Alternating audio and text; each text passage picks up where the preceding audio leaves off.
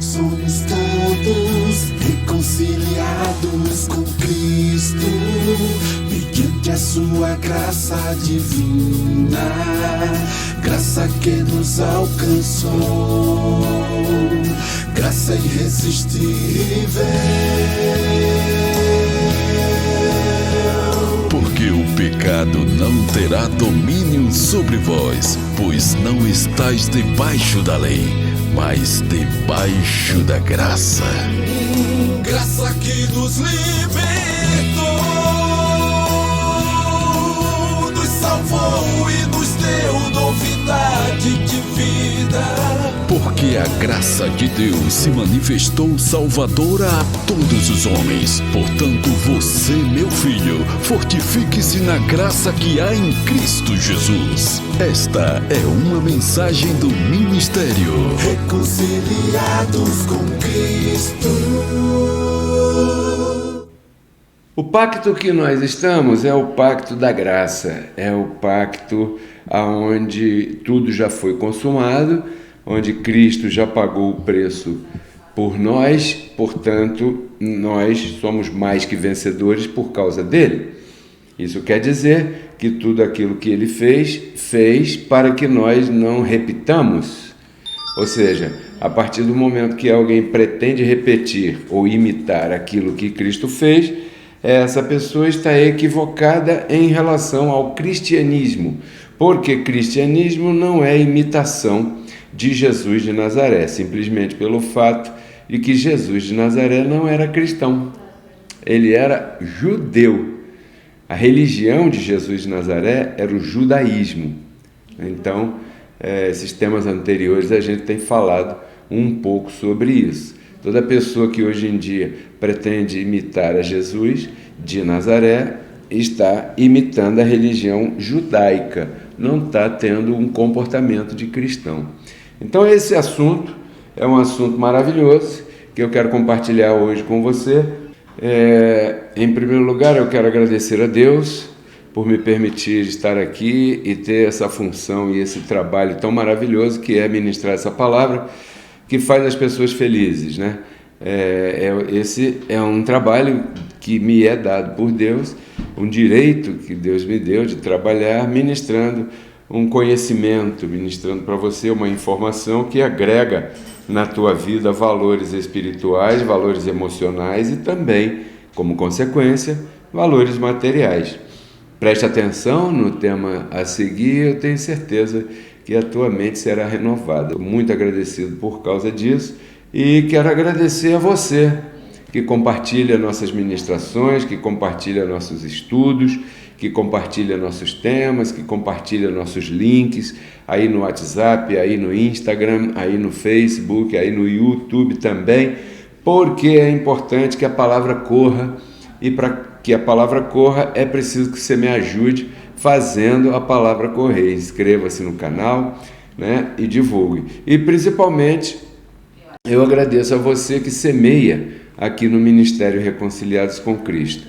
Eu declaro sobre a tua vida a multiplicação em abundância, tá? Dessa semente que você plantou. Na hora da colheita, eu declaro que você colherá em abundância. O apóstolo Paulo, ele fez aqui um conselho em 2 Coríntios, capítulo 9, verso 6, ele diz que aquele que planta abundantemente, colherá abundantemente. Aquele que planta escassamente, colherá escassamente. Isso quer dizer uma coisa para a gente, preste atenção.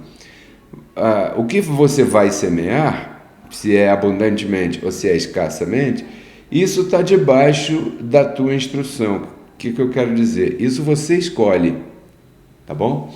Agora, a colheita que virá sobre isso você não escolhe, você não tem interferência nenhuma na colheita que vem sobre aquilo que você plantou. A tua escolha está na hora de plantar.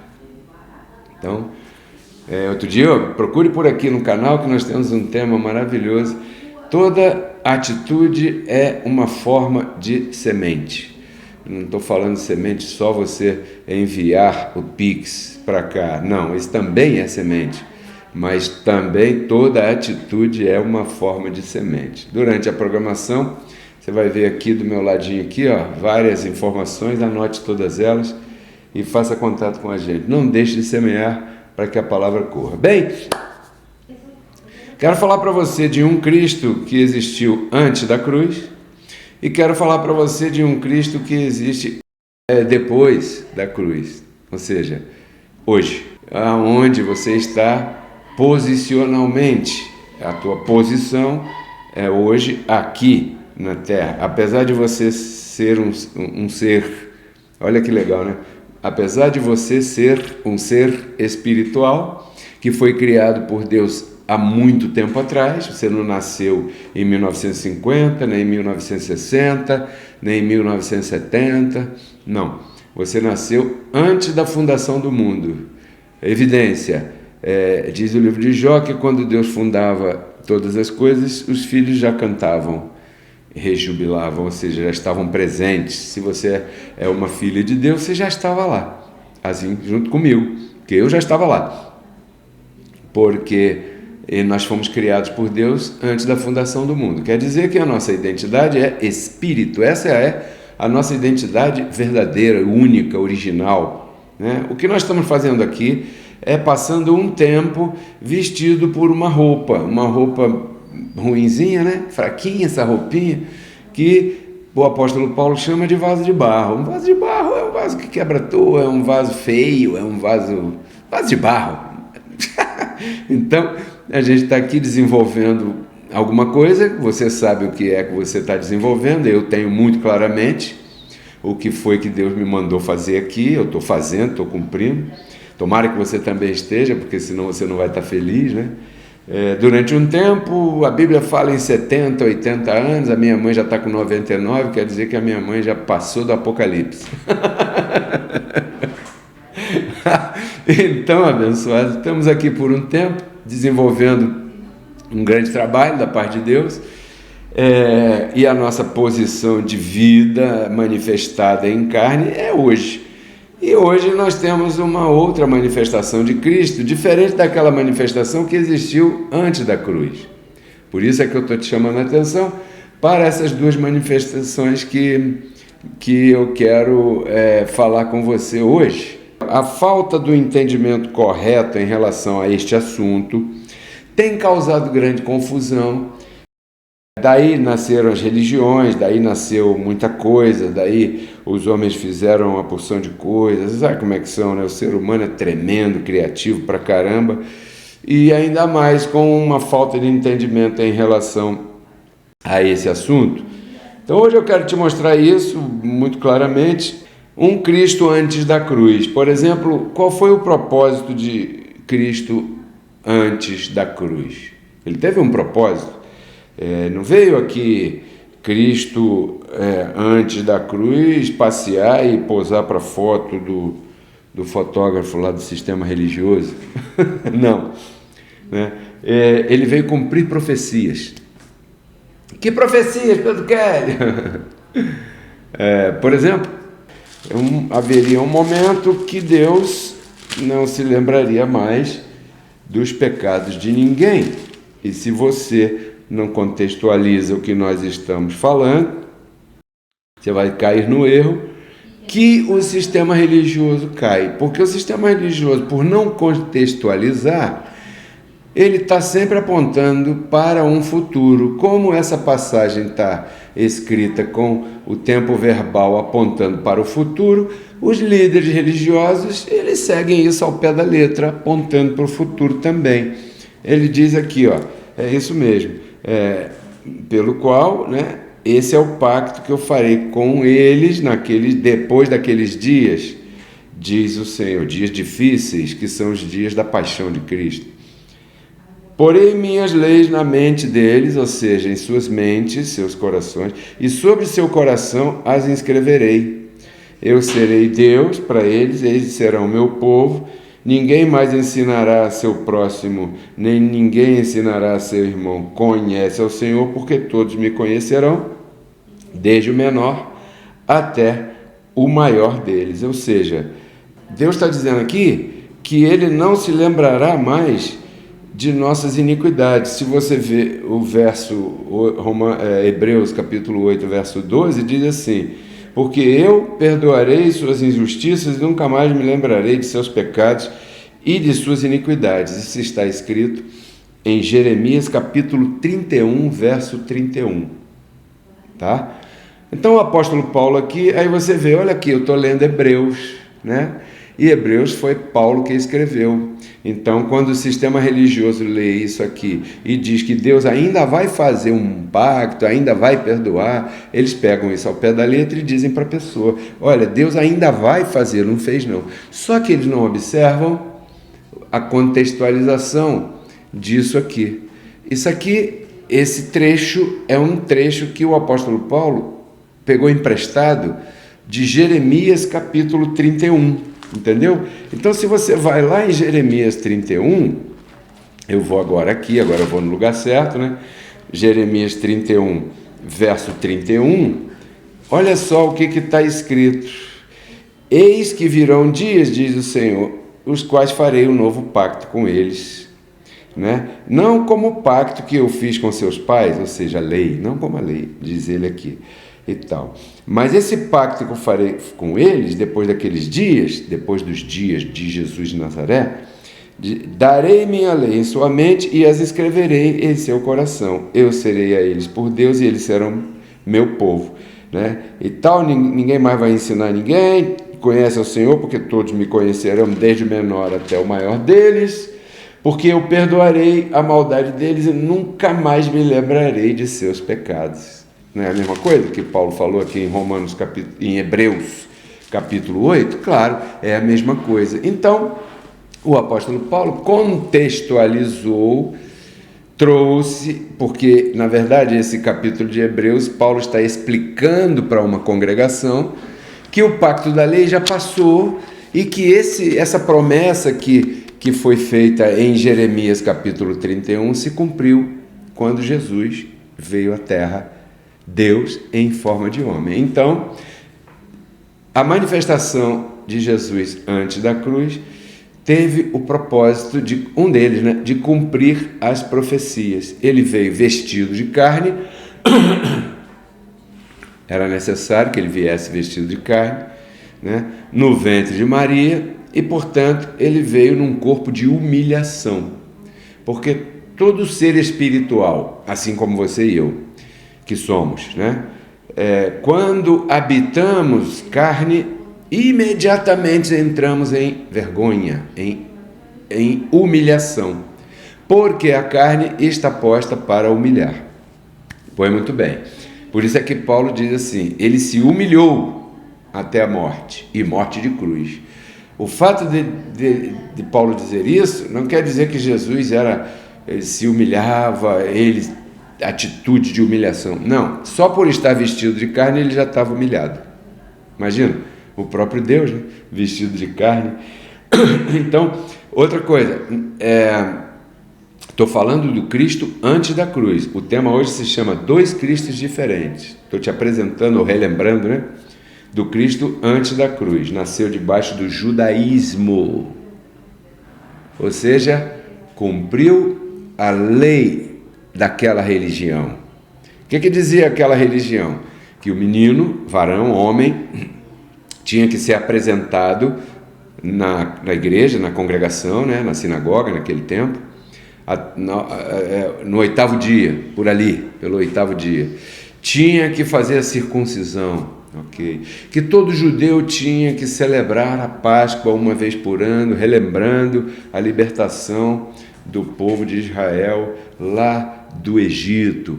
Isso era nascer debaixo do judaísmo, entendeu? Nascer debaixo do judaísmo significava nascer obrigado a cumprir todas aquelas instruções, orientações, mandamentos da lei do judaísmo, que é a lei de Moisés. E Jesus de Nazaré, aquela manifestação de Deus nos seus dias de carne, ele não era cristão, tá bom? Ele era judeu. Aqui eu tomo liberdade de abrir um parêntese. O que é um judeu? Judeu é um praticante da religião judaica. O que é um católico? Um católico é um praticante da religião católica.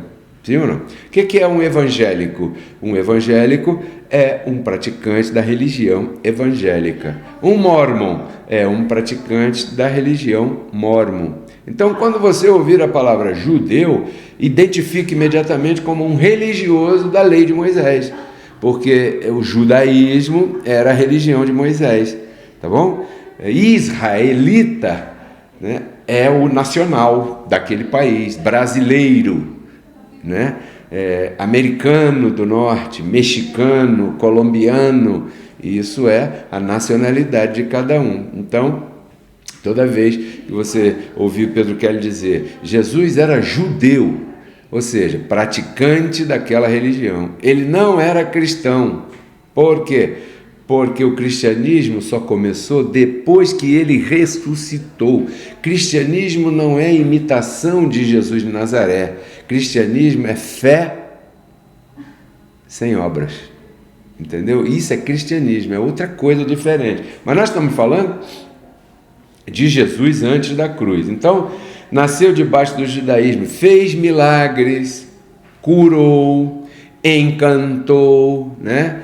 Deu ordem. Se você pega o livro de Mateus, no princípio do livro, aonde ele escolhe os 12 apóstolos, né? Aquelas 12 famílias que ele sustentava com a sua tesouraria. Vê que Jesus não era pobre, tá? Jesus tinha tesoureiro. Você tem tesoureiro? Jesus tinha tesoureiro. Jesus ganhava presentes bons. Quando ele nasceu, ele ganhou presentes caros. O ouro que ele ganhou era para quê? Então, abençoado, peraí, não vamos confundir. Então, Jesus, quando chamou esses 12, ele falou assim: olha, vocês têm uma missão. E eles chegaram e falaram: qual é, chefe? Qual é a missão? A missão é que vocês vão por aí anunciando que o reino está próximo. Não chegou não? Não chegou não. O reino está próximo. Quase. Ainda faltam os detalhezinhos. Ele sabia qual era. Que detalhes, Pedro Kelly? Faltava ele ir à cruz. Para quê? Para tirar a lei de Moisés do caminho, para destruir o diabo, para tirar o inferno, né? Faltava ele ressuscitar ao terceiro dia. Então, depois que ele chamasse o apóstolo Paulo e revelasse para Paulo o Evangelho da Graça, aí o reino começaria a ser instaurado na terra com o seu próprio Evangelho. Por isso é que a graça de Deus que nós pregamos é o Evangelho do reino, né? Porque antes o reino não estava. Jesus falou, Jesus estava, e olha só que coisa, né? Jesus estava, mas ele disse: o reino não está não, o reino está próximo. Então vocês 12, juntamente com suas famílias, né? Todos vocês vão anunciar que o reino está próximo. Enquanto isso, vocês vão por aí anunciando e vão curando enfermos, vão expulsando demônios, vão fazendo todos esses milagres aí, querendo dizer assim, porque quando o reino for estabelecido, vai acabar essa história de expulsar demônios. Por quê? Porque o demônio será destruído na cruz. Enquanto o reino não chega, os demônios estão por aí. Então vocês vão por aí pregando, expulsando demônios e coisa e tal. Então ele fez tudo isso, encantou, curou o fluxo de sangue da mulher. A mulher tinha uma hemorragia tremenda. Imagino que desconforto que é uma mulher sangrar 30 dias por mês. Poxa, que tremendo. Uma coisa bem desconfortável, bem ruim, ainda mais naquela época, né, que a mulher, quando menstruava, era considerada imunda. Olha só. Então Jesus curou a mulher ficou curada. Quem não se encantava com Jesus de Nazaré? Imagina, até hoje tem um monte de gente encantada. Eu sou encantado com Jesus de Nazaré. Porém, eu entendo deixar aquela manifestação naquele lugar e não trazê-la para cá, porque senão eu me confundo. Você vai entender por quê. Agora, eu anotei aqui, você vê que toda hora eu estou olhando para cá, é aqui, ó, eu anotei aqui porque você para mim não é qualquer um, então eu não posso falar qualquer coisa. Porque se você deixar eu falar, eu vou falar aqui sem ver nada, horas. Só que quando eu me reúno com você, eu acho que teu tempo é precioso. Então toda transmissão minha tem um propósito, tá bom? E o propósito hoje é mostrar a você 2 Cristos diferentes. Sim? Aí um detalhe aqui que não foi observado: ele não era cristão. Então ponha isso aí, por favor, na sua mentezinha, abençoado. Cristo não era cristão, Jesus de Nazaré, né? Por isso que outro dia eu ministrei um tema assim: Cristo não era democrata, não era republicano, ele não é do partido da esquerda, ou do partido da direita, ou do partido do centro, ele não é flamenguista, Cristo não é vascaíno, Cristo não é são paulino, nem corintiano, nem atleticano, nem cruzeirense, Cristo não é Ceará, Fortaleza, Grêmio, Internacional. Cristo não é nada disso não, abençoado. Cristo não fundou religião nenhuma, Cristo não era católico e nem era protestante, entendeu? ele não era cristão, porque quem crê em Cristo não precisa de religião. Religião é invenção humana, é para rotular, é para fazer diferença, é para criar competências, para fazer disputas. E eles utilizam muito essa confusão que hoje nós estamos tratando de dirimir dúvidas. Dirimir é uma palavra bacana, né? Às vezes eu uso umas palavras bacanas. Então, já falei bastante do primeiro Cristo, né? Aquela serpente que enfeitiçou. Vamos a Romanos capítulo 7, verso 4, que diz assim, olha aqui, ó. Hoje, eu vou ler o verso 4 primeiro, peraí, diz assim, assim também vocês, meus irmãos, diz o apóstolo Paulo, estão mortos em relação à lei. Isso era uma expressão que Paulo usava muito, né? Ou seja, está desligado disso, quando ele fala isso, né? Que você está morto em relação a alguma coisa, está morto em relação ao pecado, está morto em relação à lei. Quer dizer que você está desligado dessas coisas. Mediante, porque você não pode estar desligado em relação à lei por tua conta e risco. Não é assim que rola, não. Tem um mediante, tem um meio para você poder se garantir nesse desligamento em relação à lei. E qual é o mediante? O corpo de Cristo. Como é que se chamou o corpo de Cristo? Jesus de Nazaré. Então Paulo aqui, ele está falando de Jesus de Nazaré, que esse foi um dos propósitos dele. Qual? Desligar todo mundo da lei de Moisés. Vocês estão mortos em relação à lei de Moisés, mediante o corpo de Cristo, para que sejais de outro, aí está, outro Cristo, né? Daquele que ressuscitou dos mortos, a fim de que somente dessa maneira você possa dar fruto para Deus. Fecha aspas aqui. Preste atenção nessas frases. Ali está dizendo, a fim de que somente dessa maneira você possa dar frutos para Deus. Então, você tem a inteligência espiritual ativada, você está entendendo que se você não se desliga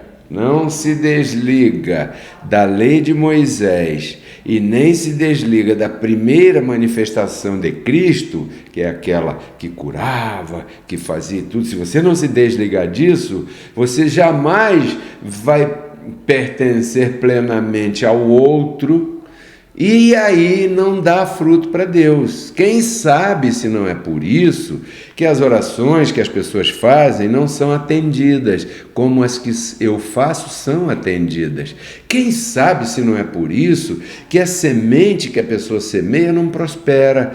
Quem sabe se não é por isso que a pessoa está vivendo uma vida de eterna dificuldade. Em vez de estar de vitória em vitória, ela está de dificuldade em dificuldade. Por quê? Porque ela não se desligou, todavia, de Jesus de Nazaré, não se desligou da lei de Moisés. Então, aqui nesse simples verso que diz, eu vou ler aqui de novo para você, assim também vocês, meus irmãos, estão mortos em relação à lei de Moisés, mediante o corpo de Cristo, para que, com o objetivo com o propósito de que vocês sejam daquele que ressuscitou, a fim de dar fruto para Deus. Então, se você quer dar fruto para Deus, e dar fruto para Deus aqui não é nada místico, não é pertencer a religião nenhuma, não é isso. É você viver uma vida plena com Cristo, né? Isso é dar fruto para Deus. É você viver em prosperidade, é você viver em paz, em saúde, em mansidão, em harmonia, né? Em tranquilidade. Isso é dar fruto para Deus. Quando você abrir a boca por aí, você dizer, não, eu sou um cristão em graça. As pessoas vão olhar para você e vão dizer, por isso que você é diferente. Eu vejo você aí reinando em vida em todas as situações, passa as suas situações difíceis, passa, mas você reage diferente. Agora eu estou entendendo. Então, isso é dar fruto para Deus. Aí você vai refletir Deus na tua atitude. Você não vai ficar como esses crentes por aí, vai chorando, geme, chora, aí ralando em vida, ou ralando em morte, que é pior ainda. Por quê? Porque você compreendeu que você deve abandonar aquela manifestação de Jesus de Nazaré para poder estar ligada com Jesus Cristo ressuscitado. Nós temos uma referência para esse caso aqui que a gente chama de adultério espiritual. Isso é uma comparação que a gente faz aqui com relação ao adultério. Porque se você está com a foto de Jesus de Nazaré na parede, a manifestação do ressuscitado vai ficar com ciúme. Porque isso é como se você tivesse um novo relacionamento e ainda guardasse por aí a recordação daquele namorado antigo. Ai, como ele era bom. Entendeu? Isso se chama adultério espiritual nesse caso aqui. Por quê? Porque você tem que deixar essa manifestação anterior de lado para ficar com a manifestação do Cristo ressuscitado. Agora sim, eu ia fazer no início, li só o 4, agora você é capaz de compreender os versos acima, porque tudo tem um contexto.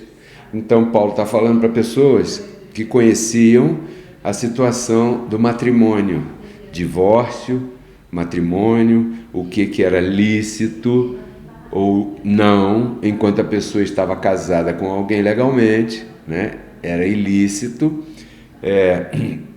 se unir a outra pessoa, porque você está casado legalmente com uma pessoa, você ainda é marido daquela pessoa. Então, aí Paulo vem te falando sobre isso. No verso 1, nós lemos o 4. Eu vou ler para você agora o 1, 2 e 3, para você juntar aí o quebra-cabeça, o Lego bíblico. Diz assim, olha: acaso ignorais, irmãos? Aí ele abre um parênteses aqui, olha só.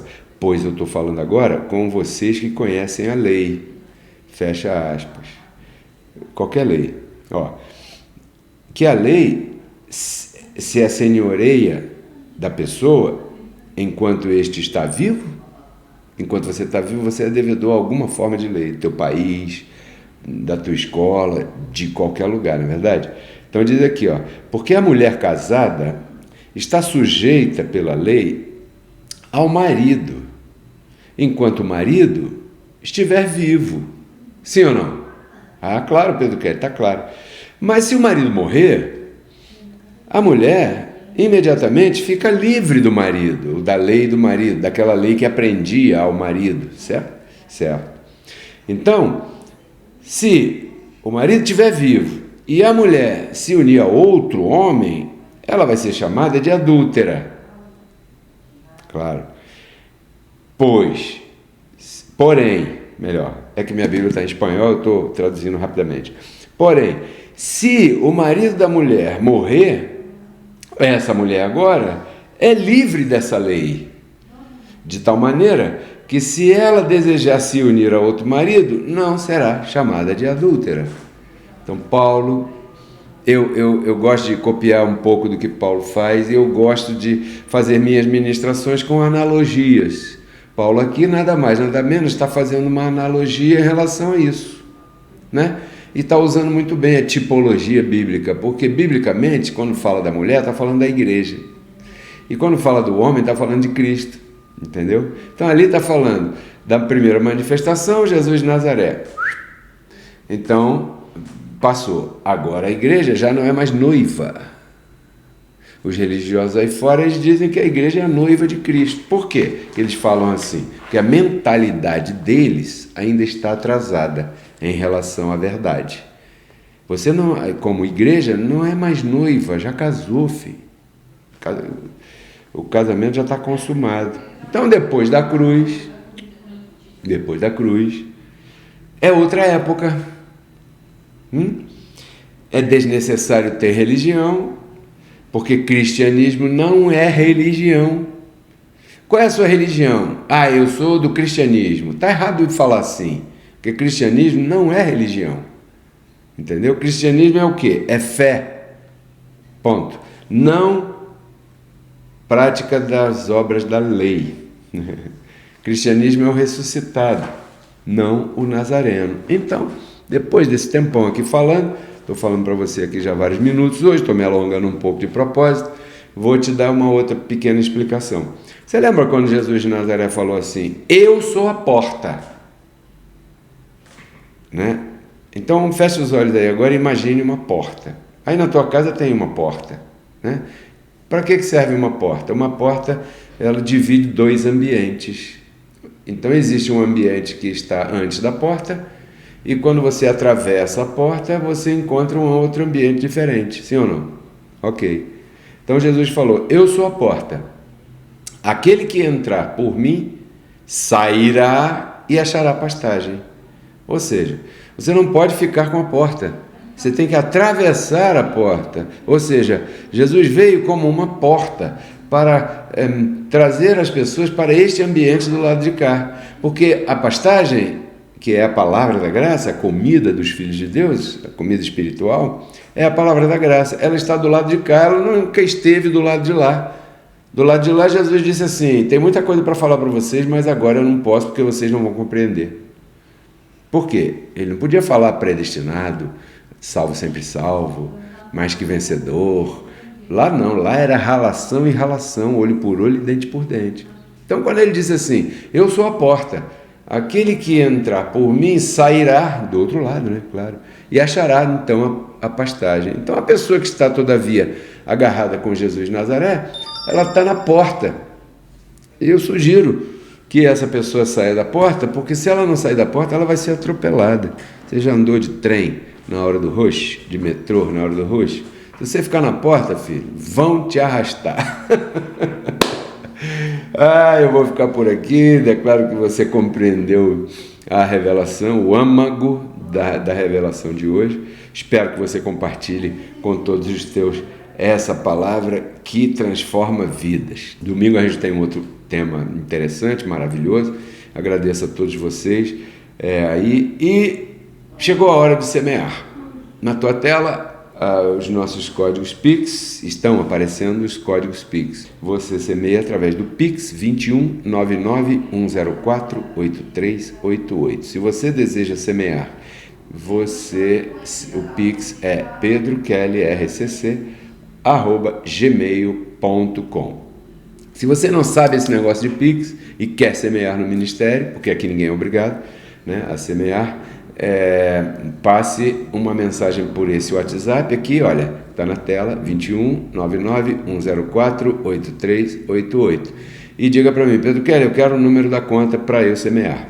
Aí eu vou mandar o número da conta para você, você vai no banco semeia. Se for semear no nome do ministério, você pode semear até numa casa lotérica, que é possível fazer essa semente dessa forma, né?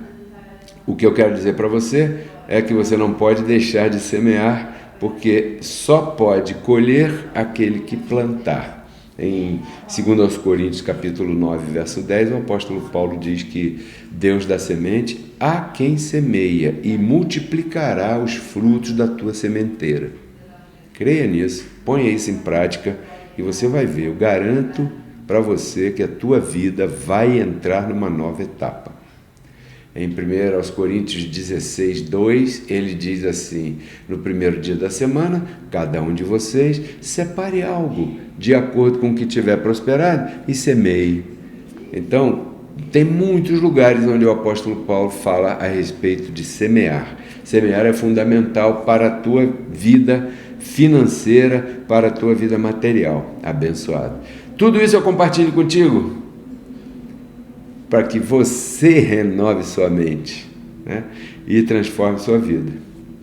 Até a próxima, abençoados, compartilhem, inscrevam-se no canal. Somos todos reconciliados com Cristo, mediante a sua graça divina, graça que nos alcançou, graça irresistível. Porque o pecado não terá domínio sobre vós, pois não estáis debaixo da lei, mas debaixo da graça. Graça que nos libertou, nos salvou e nos deu novidade de vida. Porque Porque a graça de Deus se manifestou salvadora a todos os homens. Portanto, você, meu filho, fortifique-se na graça que há em Cristo Jesus. Esta é uma mensagem do ministério Reconciliados com Cristo.